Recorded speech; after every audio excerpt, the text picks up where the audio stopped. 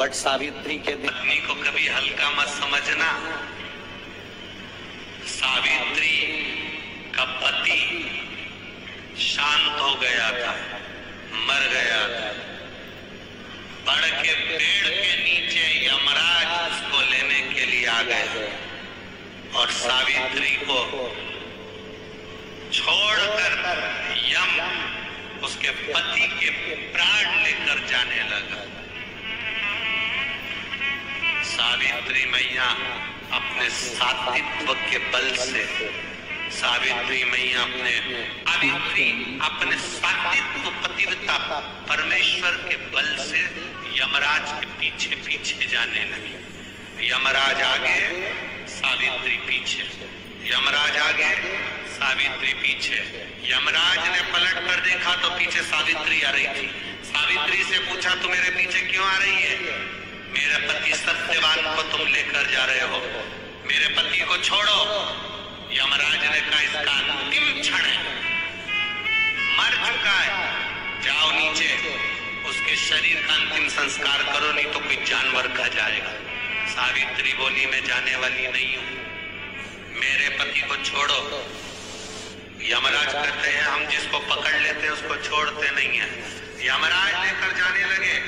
सावित्री और पीछे चली, सामने यमलोक था, अंदर सावित्री जाने लगी तो यमराज ने रोक दिया। रुक, कहां जा रही है तू? अंदर क्यों प्रवेश कर रही है? मेरे पति सत्यवान को छोड़ दो। यमराज प्रसन्न होकर बोले, सावित्री आज मैं प्रसन्न हो गया तुझ पर, क्योंकि तू मेरे दरवाजे तक आई है। मांग, तुझे क्या चाहिए? सावित्री कहती है, मुझे 2 वर दे दो, मुझे 2 वर दे दो। अब तो यमराज प्रसन्न हो गया, ये अपने पति को भूल गई, इसने अपने पति को छोड़ दिया। ये अपने पति को भूल गई, इसने अपने पति को छोड़ दिया।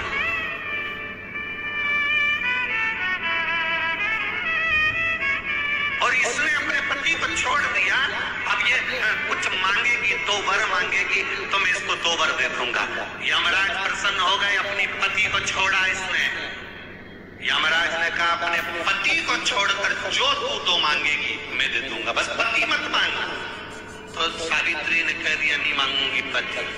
ठीक है, मांगो। सावित्री ने कहा, पहला वर दीजिए, मेरे सास ससुर की आंख में रोशनी नहीं है, उनकी आंखों से दिखता नहीं है, बस इतना सा वर दे दो, उनकी आंख की रोशनी आ जाए और वो अपनी गोद में अपने पोते को खिलाए, बस ऐसा वर दे दीजिए। यमराज प्रसन्न हो गए, इसने पति नहीं मांगा, तथास्तु। अब यमराज ने कहा, दूसरा वर मांगो। सावित्री बोली, दूसरा वर दे दीजिए, मेरे सास ससुर आज तक कोई तीर्थ करने नहीं गए, मेरे सास ससुर का जो बेटा है वो उनको तीर्थ कराए, बस ये वर दे दो। यमराज ने कहा, इसने अपने पति को नहीं मांगा, तथास्तु।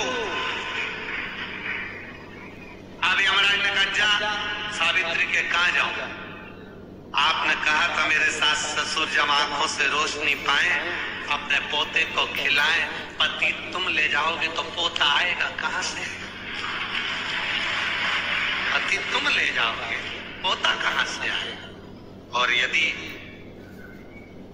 मेरे सास ससुर के बेटे उसको तीर्थ कराए तो मेरा पति अगर तुम ले जाओगे तो उनका बेटा ही तो है, तीर्थ कराएगा कौन? यमराज प्रसन्न हो गया, उसने उस सत्यवान को वापिस लौटा दिया। वो सत्यवान सावित्री।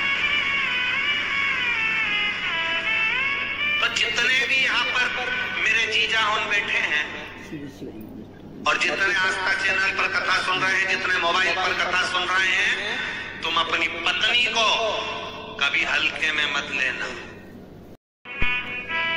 तुमसे ज्यादा बल व्रत का, उपास का, भजन का ज्यादा बल, तुमसे ज्यादा बल इनके पास रहता है।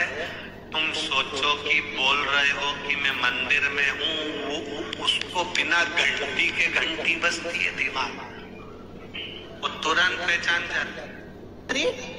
यमराज से कह रही है मेरे पति को छोड़ दो।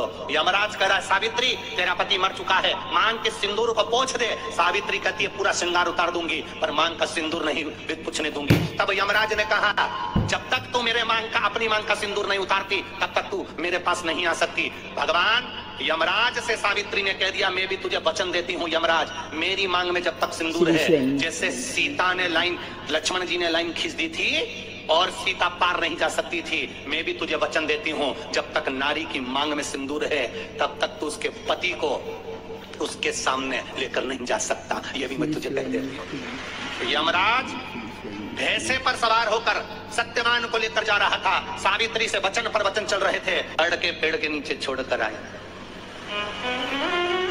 क्या चाहिए तुझको, क्या चाहिए तुझको, क्या दूं मैं तुझको, कुछ मांग ले मुझसे। सावित्री कहती है क्या दोगे आप, मेरे पति के प्राण दे दो बस वापिस, और कुछ नहीं चाहिए। यमराज यमलोक में प्रवेश करने लगा, मांग के सिंदूर में से थोड़ा सा सिंदूर सावित्री ने केवल हाथ में लेकर अपनी बिंदी पर जो लगाया, सत्यवान को लेकर यमराज अंदर नहीं जा पाया। बाहर खड़े होकर कहता है मांग ले, मैं तुझे एक वचन नहीं, तू बोले तो मैं 2 वचन दे देता हूँ, तू बोले तो मैं 3 वचन दे देता हूँ, तू मांग क्या चाहिए। अब सावित्री ने कहा देना चाहते हो, हाँ। अब यमराज को लगा कि लालच में पड़ गई सावित्री, तब कहा पहला वचन दीजिए मेरे अंधे सास ससुर के नेत्र वापिस आ जाएं। यमराज ने कहा तथास्तु। दूसरा वचन दीजिए मेरे सास ससुर अपने पोता पोती का मुख देखें। यमराज ने कह दिया तथास्तु।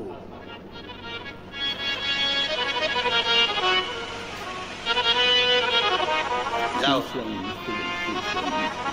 यमराज जाने लगे, फिर आग जलने लगे, कहने लगे अब मैं अंदर क्यों नहीं जा पा रहा हूं। सावित्री कहती है तुमने वर दिया है मेरे सास ससुर पोता पोती का मुख देखें, उनके बेटे को तुम ले जाओगे तो पोता पोती कहां से होगा, छोड़कर जाओ। सावित्री है, पति को वापिस लेकर आ गए। नारी के हाथ की चूड़ी का कलर अलग हो सकता है, चूड़ी की डिजाइन अलग हो सकती है, चूड़ी अलग हो सकती है, चूड़ी महंगी सस्ती हो सकती है, मंगलसूत्र की कीमत ऊंची नीची हो सकती है, पांव की बिछुड़ी की कीमत ऊंची नीची हो सकती है, कान के कुंडल की कीमत ऊंची नीची हो सकती है। तुम्हारे शरीर पर जितने जितने 16 श्रृंगार हैं उसकी कीमत ऊंची नीची हो सकती है। केवल मंगलसूत्र की डिजाइन बदल सकती है, नाक की लौंग की डिजाइन बदल सकती है, कान के बुंदे की डिजाइन बदल सकती है, हाथ की चूड़ी की डिजाइन बदल सकती है, पांव की पायल की डिजाइन बदल सकती है। केवल नारी के 16 श्रृंगार में एक श्रृंगार ऐसा है जिसकी कीमत जो पहले थी वही कीमत आज तक है और उसकी डिजाइन आज तक नहीं बदली, वो मांग का सिंदूर है। एक जैसी डिजाइन है और एक जैसी कीमत है। सारे श्रृंगार की कीमत अलग, पर मांग में जो सिंदूर डाला जाता है वो एक कीमत का होता है, एक डिजाइन का होता है और एक जैसा होता है, और वो सबसे भारी होता है। सावित्री। श्री शिवाय नमस्तुभ्यम, हर हर महादेव। आप सभी का मेरे चैनल धार्मिक वीडियो पर स्वागत है। पूज्य प्रदीप मिश्रा जी ने बताया है कि कैसे वट सावित्री व्रत धारण किया जाता है और किस ऐसे इसकी महिमा होती है। पूज्य प्रदीप मिश्रा जी ने बताया कि हर औरत की हर चीज अलग हो सकती है, चूड़ी से लेकर साड़ी तक, लेकिन एक सिंदूर ऐसा है जिसकी सभी की कीमत एक जैसी ही है। और पूज्य प्रदीप मिश्रा जी ने ये भी बताया कि सावित्री कैसे अपने पति के सत्यवान के प्राण कैसे वापस यमराज जी से ले आई। पूज्य प्रदीप मिश्रा जी के उपाय और कथा अगर आपको अच्छी लगी तो प्लीज लाइक, कमेंट और शेयर जरूर करें, लेकिन उससे पहले मेरे चैनल को फॉलो कर ले ताकि अगली वीडियो में नोटिफिकेशन आप तक आ सके।